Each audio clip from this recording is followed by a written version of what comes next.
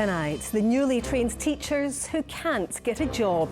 Some are pulling pints in pubs, unable to find a permanent post in Scotland's schools. You do all this training and then swept to the side. That's what it feels like. You're just forgotten about. Also making the headlines, the bomb squad are called out to Clydebank. People are evacuated from high-rise flats and nearby streets and railway lines closed. We'll have the latest from the scene. As people regularly rely on charities to help them make ends meet, how can the Chancellor help in her budget this week? In sports, Hearts Derby goalscorer James Wilson on why he was right to turn down a move to England. And Brendan Rodgers praises Luke McCowan as Celtic reclaim top spot in the Premiership. I'm Kellyanne Woodland. This is the STV News at 6.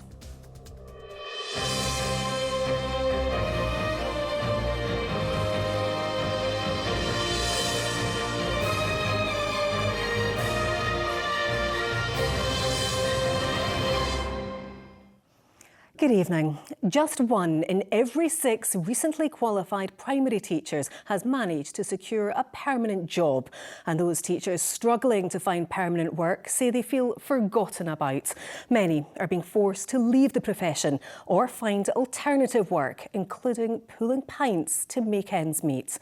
Well, the Scottish Government says the number in permanent posts has remained stable for the past decade. Our political correspondent, Ewan Petrie, has been speaking to some of those affected.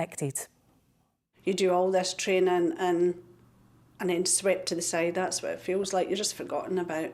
Angeline spent 6 years training to be a primary teacher after deciding on a career change. However, at the end of her probation year, she was told there was no work. She now pulls pints at Dunfermline Football Club to earn cash. I'm in the same position as hundreds of other people. So you've just got to pick up work where you can. You still get bills to pay. I'm fortunate enough I've managed to scrape bits of work together, which hundreds of others, especially the ones that are doing the 4-year course, they've not.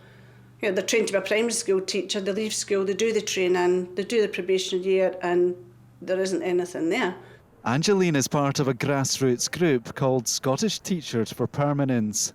Its 4,000 members are calling for the Scottish Government and councils to address the crisis. Last year, just 1 in every 6 primary teachers moved directly from probation to a permanent contract. That's down from more than half in 2017. In Fife, the figure dropped to just 14% in that same time. And it's a similar picture in other local authority areas. In Angus, it fell from 74 to 10%. And Glasgow has seen a similar drop. Another head teacher, so nothing that's relevant for me, unfortunately. 3 years on from her probation year, Katie is among those still looking for permanent work. It is incredibly frustrating. You put a lot of effort and care into what you do into teaching.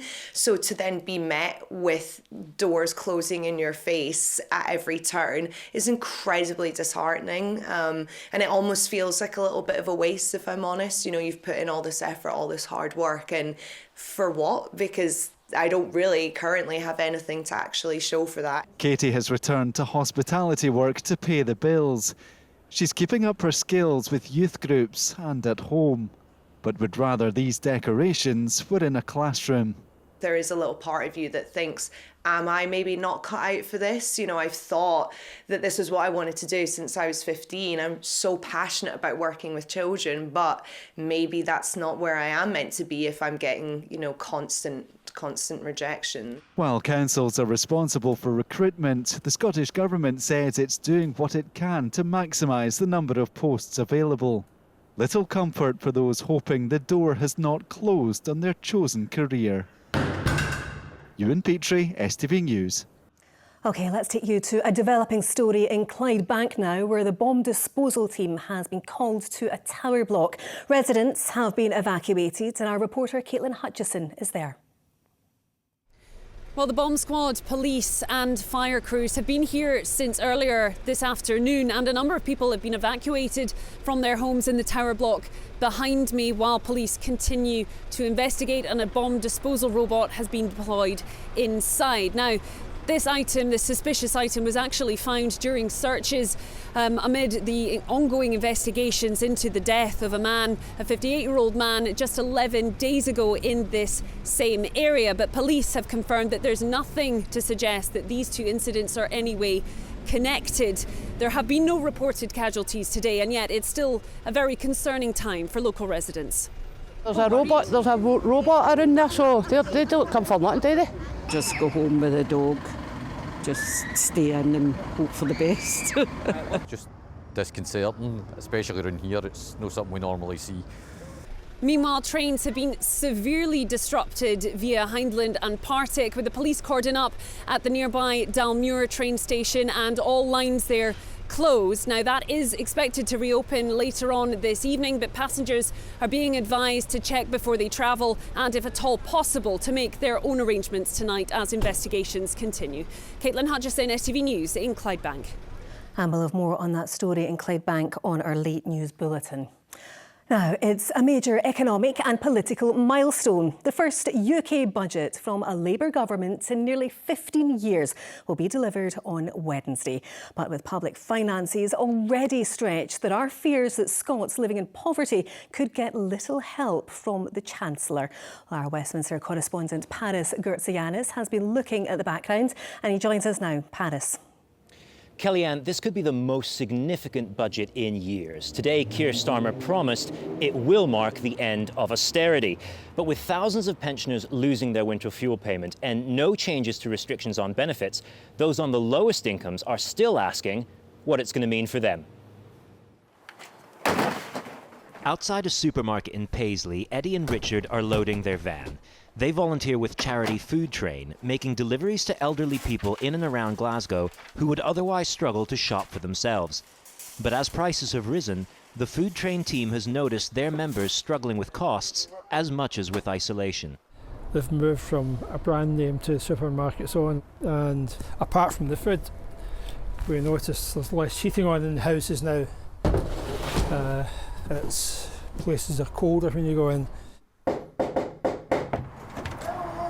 Helen! Hello, if you come. Helen has lived alone since her husband passed away and relies on her weekly Food Train delivery. I look forward to them coming every week because I live alone and I've got to know Eddie and that. It becomes more like a family. Well, I'm going to try the haggis and neeps this week for a wee change. Helen has had to change the way she shops and, like most pensioners, she's losing her winter fuel payment this year. I'll have to economise a lot more than I did previous, put it that way. I have a couple of friends who are really cutting back on their heating. And it all adds up, when, we've still got to live. You can't just be a hermit because you're a pensioner.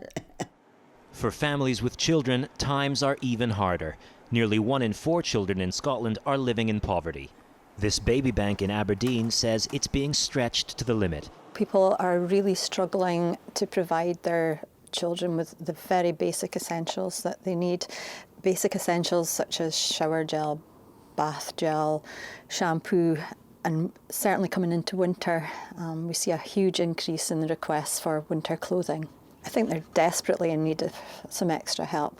The UK government says it's providing all the help it can. Pensions and the minimum wage are rising, and a child poverty task force has been set up. But ahead of the budget, the focus is on what the government at Westminster says it can't do. It was only in February of this year that Glasgow City Council confirmed plans to redevelop this whole area of Drumchapel using £15 million of UK government levelling up cash. But that was under the last government. When Labour came to power, they placed this project and dozens of others like it across Scotland and around the UK under review. Its future is now uncertain. It's a physical reminder of the difficult decisions that Chancellor Rachel Reeves says she's had to make to fix the public finances. Any serious child poverty strategy needs to have scrapping the 2-child limit at its heart. So we're disappointed that it's unlikely that we'll see that within this first budget. This budget's a huge moment, and I think it's an opportunity to turn the page on what's been an extremely challenging decade plus for the UK economy. The past 15 years has been the most difficult time for living standards since records began. Anti-poverty campaigners say that as a minimum they want universal credit to be increased and a wider commitment to invest in public services. If we don't see those types of interventions this winter, as we saw last winter, we'll see stories of disabled people rationing essential medical equipment, women going without food themselves so that they can feed their children, and older people staying in bed all day because they can't afford to put the heating on. And that just can't be right in a wealthy country like ours. And we'll have more from Paris tomorrow night. There's been a big rise in the number of rapes being reported to the police in Scotland, and officers believe many more victims never come forward. Now, a campaign aimed at changing men's behaviour has launched a new phase in the hope that calling out the harassment or belittling of women can prevent it escalating into more serious offending. Here's our senior reporter, Gordon Cree. Almost every woman has a story to tell of when they were sexually harassed by a man. I was crossing the road, bearing in mind I'm 17 at this point. This guy from his car honks his horn, whistles at me. And I was wearing a pinafore dress, maybe it went up to just above my knee. And I just froze. I was like, oh my God, okay. I walked into Morrison's and I just felt disgusting. First proper experience was here in Edinburgh, and I was walking to the gym in my gym attire, and someone honked at me on the road, and I just left that feeling really uncomfortable. And I changed my behaviour after that. I wouldn't walk to the gym in leggings. I would change when I got there. The police say there is a direct link between treating women like that and an escalation into serious sexual offences. And anything we can do for men to break that continuum, so recognise the behaviour in themselves and amend it, or recognise the behaviour in their peers, their children, other men in society, and challenge it in an appropriate way that's not confrontational, is a good thing. If you had the chance to step in and stop a woman being sexually assaulted, would you? The That Guy campaign aims to encourage men to call out poor behaviour among friends and colleagues. And did nothing. Doing nothing is an option for you, but it has consequences. It tells victims we don't care about you, you're on your own, and it tells that friend, that colleague, that what they're doing is okay. So it's so important that we equip and motivate people to act and do something. Well, this all comes in the context of a near 20% rise in the number of rape allegations being made to police since last year. What's impossible to tell, of course, is whether that's because victims feel more comfortable coming forward or if more sexual offences are being committed. The charity Rape Crisis Scotland says a cultural change is needed. I think we absolutely cannot discount that at least some of this increase as more rapes taking place.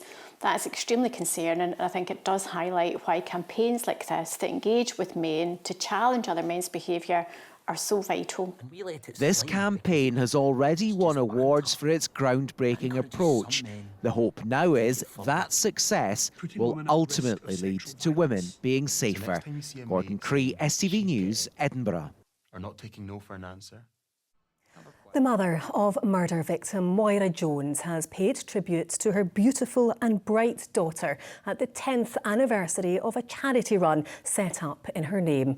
Moiras Run was started by her family after she was murdered in Queen's Park in Glasgow in 2008. The event raises vital funds to help families cope with the violent loss of a loved one, as Laura Piper reports. This is how the life of Moira Jones is now celebrated. Hundreds of people coming together to run in the park where she was killed, raising funds to help families bereaved through violence. It's for a very good cause, and obviously thinking of Moira on this day, and often when I go through the park I think about her. It's a nice tribute to Moira. And for her parents and her family. She was my best mate. She was my beautiful daughter. She was very, very sociable. She loved the Glasgow people and the warmth and the humour. And we loved coming to visit her here. We saw her everywhere, and she shared so much with us. And then the worst thing that could happen happened. Moira had been returning to her flat on Queen's Drive in May 2008 when she was abducted, raped and beaten to death by Marek Harker. He was caught and jailed for life. The run in her name is now joined by others who have lost loved ones. My son Gary was murdered in 2018, so we like to try and support him. It's quite comforting. like doing the run and knowing that there's a lot of people that are also in the same position as us. This joint strength comes at a time when violence against women is still high. In recent years in the UK, a woman has been killed by a man every 3 days on average. This year, the toll of women whose deaths have led to a man being charged has now reached at least 50. Any one single murder in this context is too much, but we try and make sure that people are provided with support and information for in a situation that they are absolutely unprepared for. Moiras Run is about reclaiming this Glasgow park, filling it with the kindness Moira's family say she stood for, while fighting to keep the next generation of women safe. Laura Piper, STV News, Glasgow.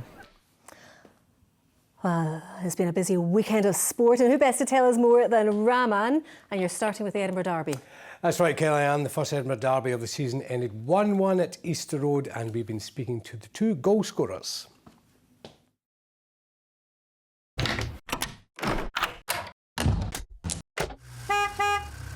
STV Sport, sponsored by the C.R. Smith Autumn Sale.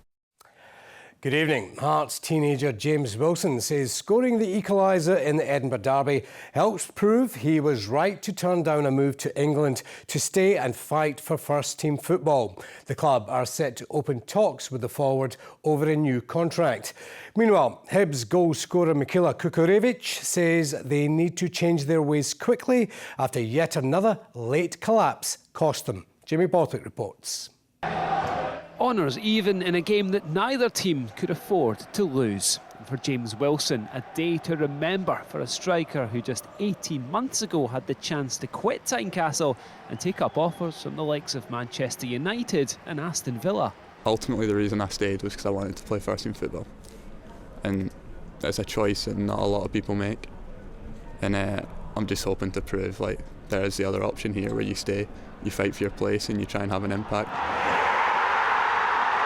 But there was little time for the 17-year-old to celebrate his big moment. I've got school tomorrow, so I'm looking forward to that, going back in. I've got a PE assignment I need to get completed tonight, so we'll be looking forward to that. Mikhaila Kukurevich had climbed off the bench to put Hibs ahead against their city rivals. But the on-loan striker was frustrated not to be celebrating a much-needed victory. We were so close to win, but again, I don't know. We have to be better in the last part of the game. We will work for that. We all know it, and we have to change it as fast as possible because we know we are much better than we know. Both sides spurned chances in front of a sold-out Easter Road crowd, with the hosts feeling particularly sore to have missed the chance to end a poor run of form in both the league and this fixture. It's very early in the season, but it was a real opportunity for us to try and take some positive from it and kickstart from it, and as I say, for 99% of the game we nearly got that. We're not going to feel sorry for ourselves. We need to then get back on the training pitch tomorrow and keep working on the areas we can improve on. I felt we came in, showed who we want to try and be consistently, and we've just got to keep working on it. We're at the infancy of our development as a group under my coaching, and hopefully we're going to keep improving and improving. For now, the Edinburgh sides remain at the bottom of the Scottish Premiership after having to settle for a derby draw. The midweek round of league fixtures presents a big opportunity for both to start to move away from the relegation zone. Jamie Borthwick, STV Sport. Brendan Rodgers heaped praise on Luke McCowan after the midfielder scored in Celtic's 3-0 win over Motherwell, while Philippe Clement admits Rangers will need to raise their level when they face Aberdeen on Wednesday after narrowly defeating St Mirren. McCowan put the champions ahead at Fir Park just before the half-hour mark. Alistair Johnson and Adam Ida both scored in the second half. Liam Gordon was sent off for the hosts in added time for a foul on Ida. At Ibrox, with the score at 1-1, Václav Černý netted the winner in the 69th minute. That's Černy's fifth goal in his last 4 games. Kilmarnock were 1-up against Ross County before Liam Donnelly was sent off for a second booking. That's Killy's 5th red card of the season after Jordan White equalised a minute later. An own goal from Joe Wright in the 82nd minute earned County all 3 points. Scotland women's boss Pedro Martinez-Losa insists his remarks that there's no way his side will lose their Euro 2025 playoff second leg to Hungary won't have any bearing on the game. The Scots host the match at Easter Road tomorrow night with a 1-0 lead from the first leg. Martinez-Losa says he has faith in his players and his comments shouldn't be seen as disrespectful to their opponents. Hungary was very well prepared and they will be prepared again. And we will be prepared, so I think that the details of the game, apart from what we can perceive from outside, is more about what we are going to do well on the pitch or not. And we, you know me, so I will respect the opponent to the maximum level. And the best way to respect to the opponent is to prepare to the maximum details also, to prepare the team in the best way possible.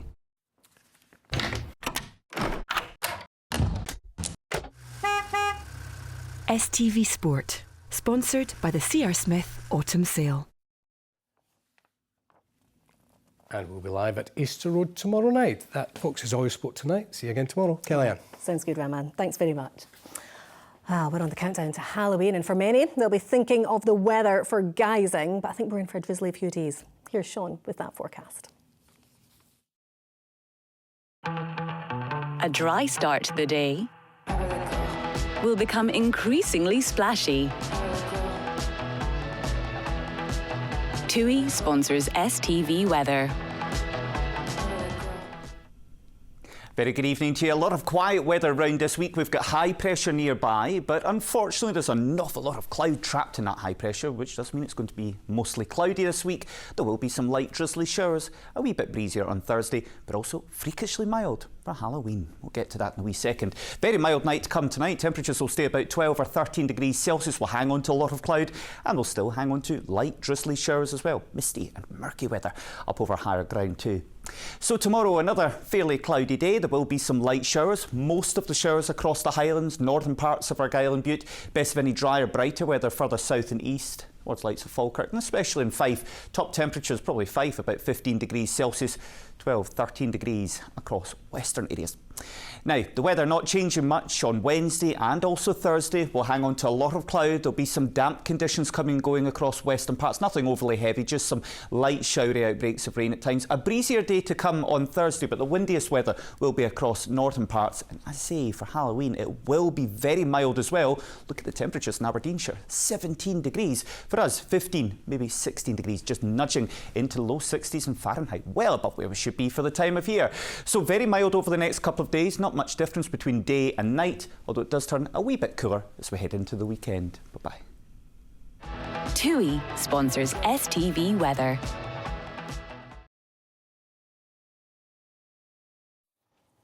And finally, some newborn news for you about an animal which is normally found in South America. Meet this baby vicuña. If you've ever heard of that, well, it's very similar to a wild llama or alpaca, and it's the first ever born at the Highland Wildlife Park. The Royal Zoological Society of Scotland says she's doing well after being born on Wednesday to parents Coco and Austria. Well, let's hope she's okay with this Scottish weather. That's all we have time for this evening. We're back again tomorrow at 6. Bye-bye.